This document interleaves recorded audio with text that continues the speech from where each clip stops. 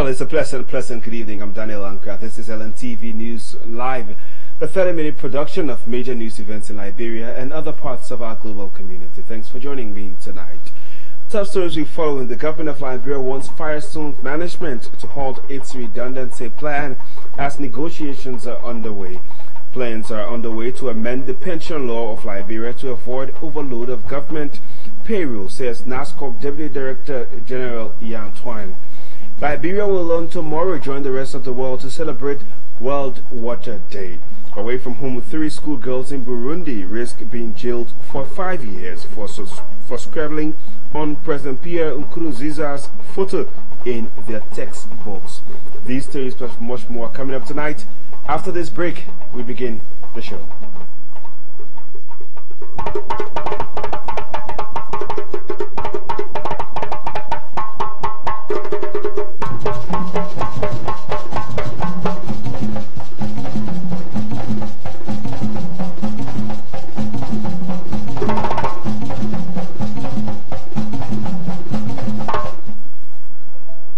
Welcome back to Lntv News Live. In our first story tonight, the government of Liberia is calling on the management of Firestone to halt its redundancy plan as negotiations are underway. Recently, Firestone management announced a redundancy plan of about 800 workers during the second quarter of 2019. But in its official position statement, the government has proposed a negotiated settlement. Here is Deputy Information Minister for Public Affairs, Eugene Fagon, today reading the government's official position. During the discussions, the government requested a negotiated settlement that will prevent or delay the planned layoffs. The government proposed to work with Firestone to address concerns about its current business model. In response, the management of Firestone informed the government that the company has incurred losses of around USD 20 million annually for the past 10 or more years, and is at the point where the situation can no longer be sustained. The management clarified that the layoffs will actually affect 600 people, as the other 200 workers are normal retirees. The company further informed the government that 200 of the affected employees work at the Rubberwood plant, which has been shutting down in the past several years because the USD 16 million it invested in the plant has not proven viable for the company. As a result, the company plans to sell the business or shut it down totally. The management agreed to remain engaged with the government on different options the GOL is proposing. Well, that's Deputy Minister for Public Affairs Eugene Fagon there speaking today at the Ministry of Information regular press briefing. Meanwhile, Minister Fagon has been providing some update as to the President's visit to Dubai, where the President still is visiting. There are direct investment opportunities. Let's rejoin Minister Fagon. The President arrived in the UAE on Tuesday, March 19, 2019, to a colorful and exciting reception from authorities of the country, including the Crown Prince of Abu Dhabi and the Deputy Supreme Commander of the UAE Armed Forces, His Highness Sheikh Mohammed bin Zayed Al Nahyan. The UAE leaders, at the end of the meeting with President Weah, immediately set up a technical working group comprising civil engineers, agricultural experts, and other technocrats, mandated to travel to Liberia for an assessment and to conclude final arrangements for immediate direct investment. We are pleased to announce that the team is expected to travel to Monrovia as early as April 2019. So that's some good news. The Director General of the National Fisheries and Aquaculture Authority, NAFA, Director General Emma Glasgow, is currently visiting the World Bank headquarters in Washington, D.C., and has held fruitful discussions with authorities of the World Bank in continuation of the West African Regional Fisheries Project WAP in Liberia. The NAFA boss visit to the World Bank office is follow-up on a $21 million fishery project under the West African Regional Fisheries Project, SINGWA. The $21 million United States dollars from the World Bank will be used to construct a modern state-of-the-art fishing and processing facility and the establishment of landing jets to be targeted in several coastal counties, to be exact 5, including Montserrat. Additionally, the project is in continuation of the first phase of the West African Regional Fisheries Project 1. Well, a concerned Liberian Jiple Yinswa is calling on Firestone's management to rethink its decision to lay off 600 employees of the company. The political commentator Jiple Yinswa also wants government to do more in its negotiation with the company. 200 stay high. In fact, 200 stay high. So what we're going to do is that we appeal to Firestone, because you know what happened is that the fact that the economy is into a bad situation, the best thing that Firestone can do for us now is to hold the people and see how well we all can work together, because the fact of the matter is that they've been in the country since 1926. We all need to help to see how well we can make our country improve and because in the absence of this country that like we all in disarray and be in devastation, the fact of the matter is that they said they will not operate. So the fact that we need a stable country and we need a stable economy, they all need to join us and see how well we can negotiate. 800 person will be out. It means that 800 times 10 is the number you know you're talking about, that you're talking about stopping them from eating from their home. So is that we asking the fact that the government have started the negotiation and started the process. We want to appeal to Firestone to understand the situation, the economic situation that we're ongoing now, so that they can pull her to that process while they and government into negotiation, so that indeed they can see what they can do while government is working out things, talking to international partners, talking to developed country to see how well more investors can come, so that our economy can be improved. But for now, if they can put down 800% for their labor, obviously it's a complete setback to our people.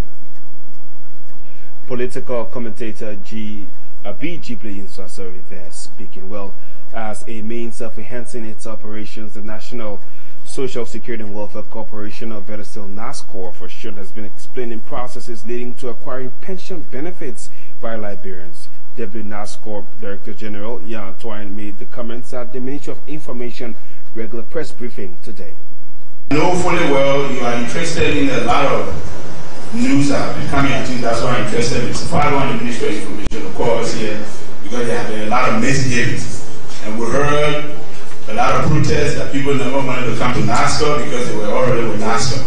And what I want to let you know publicly today is that if you were already 60 years old and getting both pension, you will still get both pension. And that's what is happening right now. Those who were transferred from the Ministry of Finance and the CSA, they are getting both the NASCOR pension and that pension, that if you qualify for both. If you retire based on tenure, and then you were receiving only the Ministry of Finance and the CSA pension, you transfer into NASCOR, you are still receiving that pension. But you will not get a NASCOR pension until you turn 60. The good thing about it is that many of them did not understand was when the CSA and the Ministry of Finance were conducting that pension, there were deductibles, there were tax deductions from that pension. But upon transfer to NASCOR, under the NASCOR laws, pension wage is not taxable. So practically, most of the people who were protesting are now getting a little bit more money than they were getting under the previous arrangement. Because if your pension wage was being taxed, and now they transfer you to NASCOR, under our policy, pension wages are not taxable. So you get a little bit more. Providing more information about pension-related matters, but at the same time, the Deputy Director General at NASCOR says they're taking the argument to another level as they are making efforts to ensure that an amendment is made to the pension laws of Liberia to avoid lots of people being put onto the payroll. Because if we kept retiring people at the age, because they spent 25 years and above, what will start happening, we'll keep adding people on the payroll. And I gave you a typical contradiction here. Let's assume you started working at the age of 20. By the time you're 45 years old, based upon the old law, as an active civil servant, There was a need now to have him retire by law because we have spent 25 years working with a ministry or agency. Now we're making 45 years old senior citizens who were active to duty. And what started happening at some point, if you were so valuable to the corporation or the ministry that you serve, they retire you and rehire you as a contractor or a consultant so that you can keep working. And all of those added up to the payroll and bloated recurring expenditure. So there was a need to halt that process. And then we done that. And then in 2017, February 13, the new NASCO Act was printed to Henry. Amongst other things, terminating the tenure of service and now instituting a new measure for the pension administration to be transferred to NASCO for payment. Now, the news in the whole process was that we were told earlier on there were 17,000 pensioners on that pension payroll. But because in NASCO we have a biometrically proven system whereby before you get on our payroll in NASCO, after your vetting process with all relevant documentation, you needed to be vetted through the biometric process.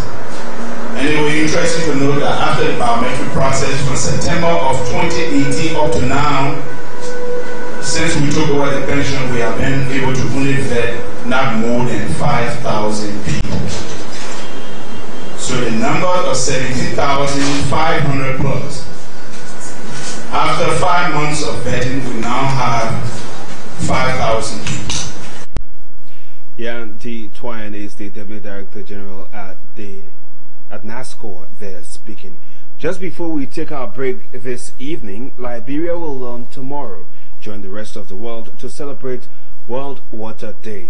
The celebration of the day is aimed at addressing the challenges confronting the provision of safe drinking water across the world.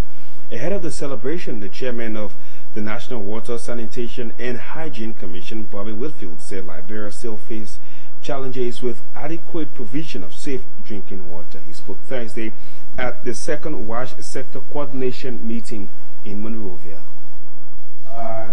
Liberia is a water-rich country, yes. We've got, pretty close to 70-76% water coverage, yes. But we still have to make a lot more effort in up to that number. And a lot of commitment is going into it. But I want to start with enjoying every one of you actually asking all of our sector actors to participate in the event tomorrow in the observance of World Water Day. This is very important. It's meant to shed light on the challenges faced across the globe in terms of safe drinking water to humanity. In terms of safe drinking water to humanity, the statistic is very alarming. 2.1 billion people across the world don't have access to safe drinking water. In Liberia, in some villages, it will be 100% of our people in those villages that we are speaking about. We can't say because we have little money in our pocket or, diesel phones, and we got water running in the tap, so it's okay for the rest of us. That's why the theme for tomorrow is leave no one behind. We have been leaving our people behind for far too long. If you go just right here, West Point, you know that a lot of our people are being left behind. If you go just right here, Peace Island, you know that a lot of people have been left behind. The government, under President George, we are saying this is unacceptable in Liberia. It's about time we have 100% coverage, water coverage across this country.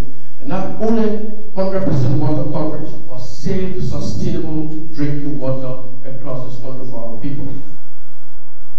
Bobby Whitfield is the head of the WASH Commission. Well, if you just joined us, a reminder that you're watching Lntv News Live. I'm Daniel Ankara anchoring this evening. Top stories we following. Government of Liberia wants Fires to Management halt its redundancy plan as negotiations are still underway. Plans are underway to amend the pension law of Liberia to avoid overload of government payroll, says NASCO Deputy Director General Lntv Twine.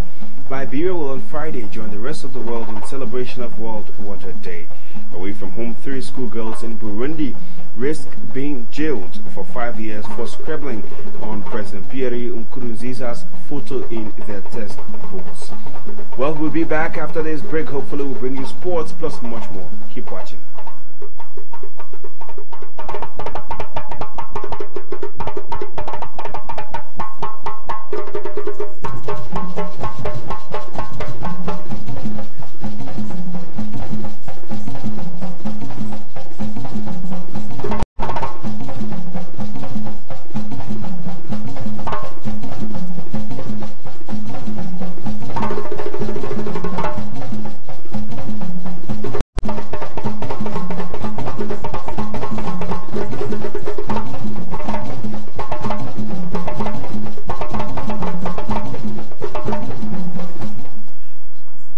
Welcome back to Lntv News Live.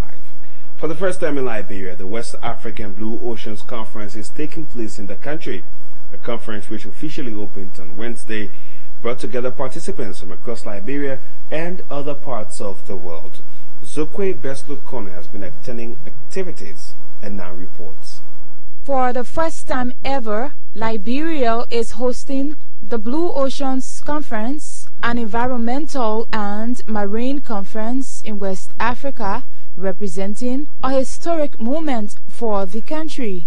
The conference provides a stage to identify areas of sustainable management of Liberia's ecosystem. It began on Monday, March 18, 2019, and was officially launched on Wednesday, March 20 in Monrovia. Mr. Jesla Mori is Liberia's Minister of Mines and Energy. He spoke at the opening of the conference. We must share best practices and experiences. Most solutions are local, but many have broader relevance.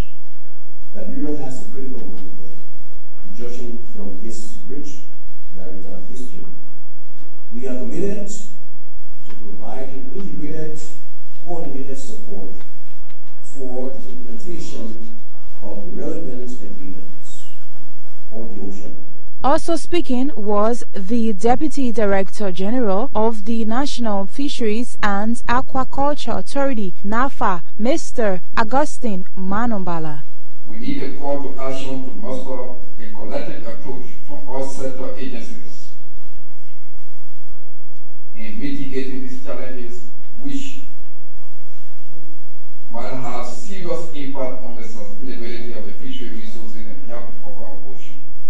For their parts, the head of Development Cooperation at the Swedish Embassy, Elisabeth Harleman, and the country representative of Conservation International, Jessica Donovan Allen, pledged their organization's support to the Liberian government. Today, there are also a growing number of examples of how unsustainable marine resources use can lead to violations of people's right to life, health, and safety. This is why investment in environmental sustainability, including sustainable marine use, is a prerequisite for poverty reduction. The Blue Action Fund will expand and improve marine protected areas and supporting sustainable livelihoods. The total capital is some 70 million euros, and we will continue to work in different regions of the world. We have also signed an agreement with the World Bank to contribute 30 million euros to support ProBlue, a multi-donor trust fund focusing on 4 themes: sustainable fisheries and aquaculture, halting marine pollution, sustainable blue economy, and capacity building for better management of marine and coastal areas. However, Liberia remains extremely vulnerable to climate change. Reporting from Painesville, my name is Zokwe Beslukone. Thanks to Zokwe for that report. The Ministry of Health says it has about 200 facilities nationwide to cater to tuberculosis in Liberia. Making the disclosure Thursday ahead of the International TB Day, the Deputy Program Manager, Ernest Chulpre, said the country also has 17 sites that are offering genes expert services, the most sensitive diagnosis tool in the country to cater to TB in Liberia. We have around the country 200 health facilities that are offering TB services. Out of those 200 health facilities, we have 132 that do both diagnosis and treatment. And we have in country 17 sites that offer gene expert services. That is the most sensitive diagnostic tool we have in country. Again, we estimated 14,000 cases in 2018. We were able to find just 8,335. That's a gap in our case notification, and we are doing all to reach out to those high or vulnerable population group to find those cases. Well, that's NS Chirupre. At the same time, Mr. Chirupre has warned Liberians against stigmatizing people who are affected by tuberculosis. Parents in general should not stigmatize those that come down with TB. We should just take it as anyone that have malaria and that they can be cured. The stigma comes from the fact that people think that when you get TB, you eat with the person, or you sit with the person, or you hug them, you will get TB. And that's not the fact. The fact is TB is an airborne disease, and you can get it through the air. That's quite simple. We just need to get more involved with awareness and knowledge about TB so that people understand the disease and don't stigmatize people with TB. TB is curable. The treatment is free. You can go to any health facilities in the counties. You will get a referral. If that facility is not offering TB services, they will refer you to the nearest facility that offers TB services. Please look out for the sign of TB, that is cough that lasts more than 2 weeks or more. It's a major sign for TB. If any of your family member is coughing for 2 weeks or more, kindly refer them to the nearest health facility in your community. Well, meanwhile, the coordinator of the program, Henry Dixon, said county health teams, including TB as well as HIV and focal persons, are empowered across the country to provide more awareness and education about the disease. The TB program is not centralized. The entire country is covered, and we have, in the counties, we have TB, HIV focal persons. The county health teams, respective county health teams, have been empowered. So when it comes to creating awareness and making sure that TB services are considered, county health teams are also part of it. Okay, so it's not just TB control program that will go out in the field to do education. Well, folks, it's time for us to go for our foreign news now and see what's happening on the foreign scene. 3 schoolgirls in Burundi risk being jailed for 5 years for playing Scrabble on the picture of their president, Pierre Nkurunziza.